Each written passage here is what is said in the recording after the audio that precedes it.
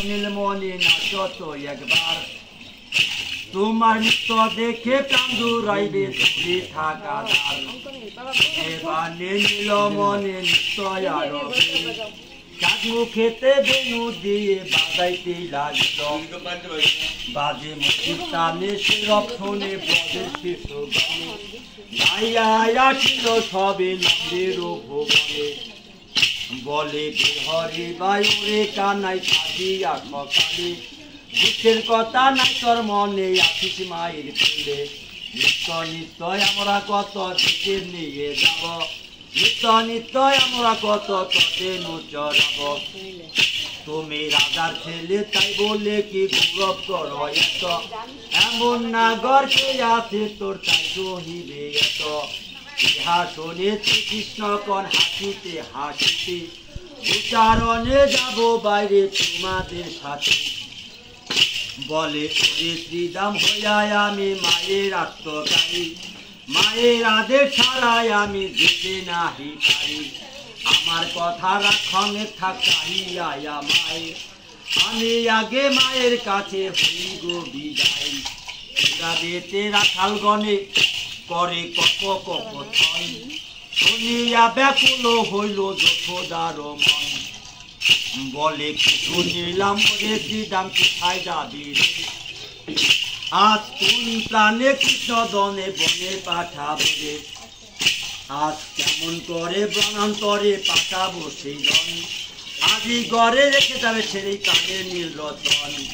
ইহা শুনে রাখাল গণে কান্দে উচ্চ স্বরে কেমনে যাইব বনে কানাই তো কে মরা রাখাল জাতি চঞ্চল মতি না বুঝে অন্তরে বচনা বচন কত বলে ফিরে তরি কারণে রাখাল গণের হইলে তর বিরহে মনেতে বাই নামানে প্রত্যয় রাখাল গণের মনোদেনে ভাবে হরি আমি উভয় পক্ষে ঠেকিলাম তখন অন্তর্বাসী জগৎ স্বামী মায়া বিস্তারিল অনেক রূপে যশোদারে মায়াতে ভুলাইল রাখাল গণের কঙ্গন শুনে রানী দয়া হইল উচ্চারণে কৃষ্ণ দনে সাজাইয়াই দিল কৃষ্ণ তখন রাখাল সনে করিল গমন আনন্দেতে খেতে গেল রাখাল গণের মন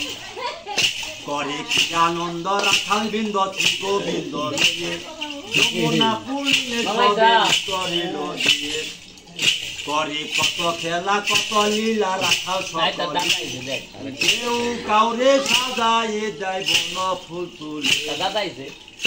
তখন কৃষ্ণ বলে শোন সবে রাখাল গণ ভাই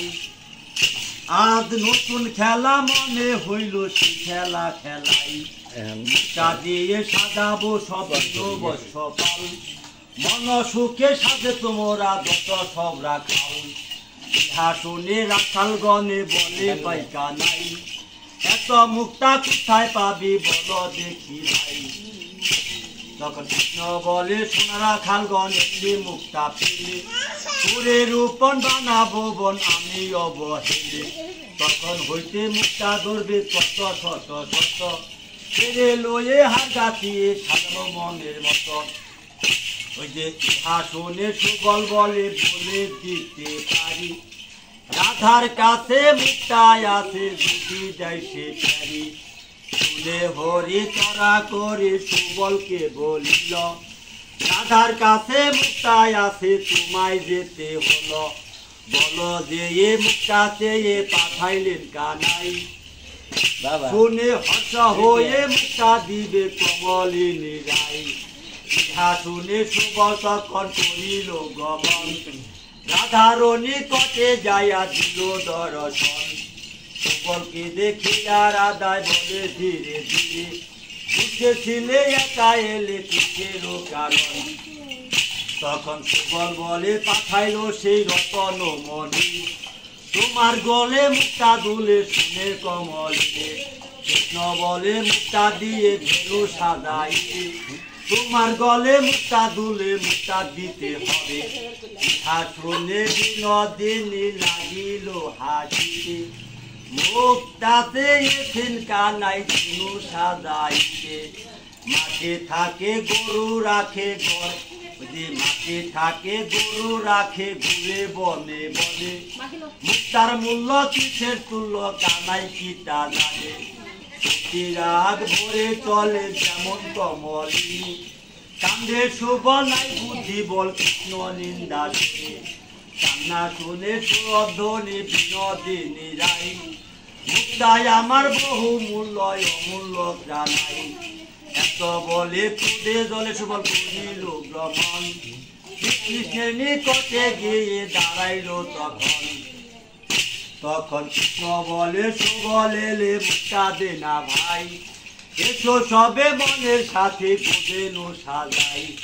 ইহা শুনে সুবল বলে মুক্তা দেয় নাই ফেরি ব্যঙ্গস্থলে কত বলে উপহাস করে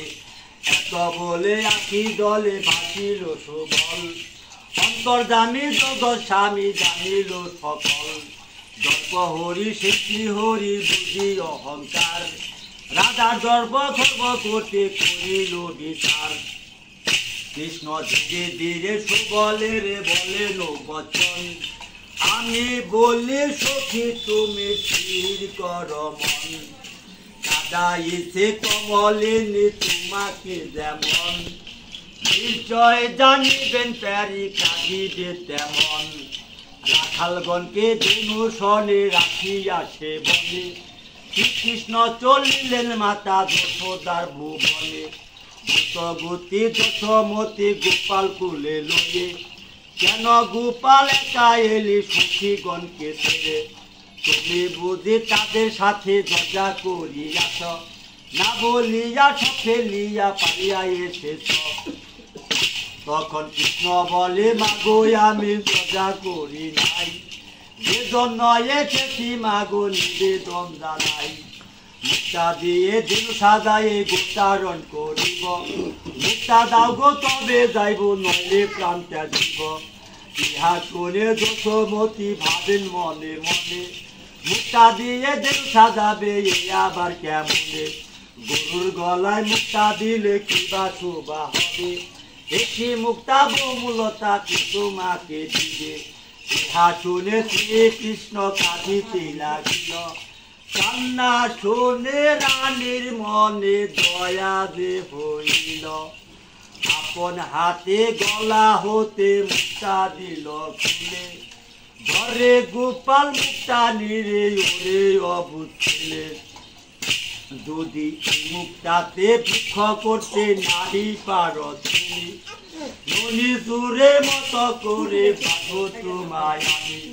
কৃষ্ণ বলে তোমার ছেলে বাঁচতে পারো তুমি চিরতরে তোমার কাছে বাধায় আছি আমি তখন মুক্তা লয়ে হর্ষ হয়ে শ্রীকৃষ্ণ চলিল সখীগণকে নেচে নেচে কহিতেই লাগিল বলে এনেছি রে সেই মুক্তা ও রতন কর্দম করহে মুক্তা করিব রূপন ইহা শুনে রাখাল গণে কর্দম করিল আপনি হরি যত্ন করে সেই মুক্তাটি রূপিল দেখতে সেই মুক্তাতে অঙ্কুর হইল অনেক পরে লতা ধরে বাড়িয়ায় চলিল আতম্বিত সেই মুক্তাতে কত ফুল ফুটিল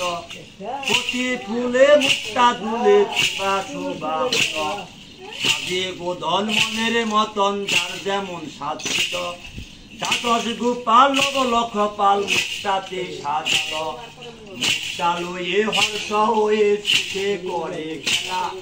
দেখে তখন সব রাখালগণ অস্ত গেল বেলা অমনি তখন নীল রতন সখীগণকে কয় বারে বারে মুক্তা লয়ে চল নির্জালয় কৌতূহলে মুক্তা তুলে সর্ব রাখালগণে জয় কানাই বলে ফিরিল ভুবনে পথে যেতে আতঙ্কিত রাধার সখীগণে মুক্তা দেখে চমৎকৃত ভাবেন মনে মনে বলে চলো বলবো মরা মালিনী রাধারে তখন বৃন্দা দুপ্রতে শিবির করে রাধার কাছে যায়, মুক্তার বৃত্তান্ত যত রাধারে জানায়। বৃন্দা বলে ওগো রাধে কি কাছে যত্ন করে রত্ন ছেড়ে সাইডে রেখেছ। যখন সুবল এসে মুক্তা চাইল মুক্তা নাহি দিলে, কে পাঠাইল সুবলে রে একবার না ভাবিলে। আমি দেখে এলাম সেই শ্যামরাম মুক্তার বন করেছে, পথে ঘাটে সর্বস্থানে মুক্তা পড়ে আছে। সিংহাসনে ওই যে সিংহাসনে কমলিনী বিষণ্ণ বদন, আপনি ভাবিয়া রাধা বাক্যহীন হন। রাধা কেবল মুক্তার তরে নাহি করে দুঃখ, বংশী বদন চিরতরে হইল বিচ্ছেদ।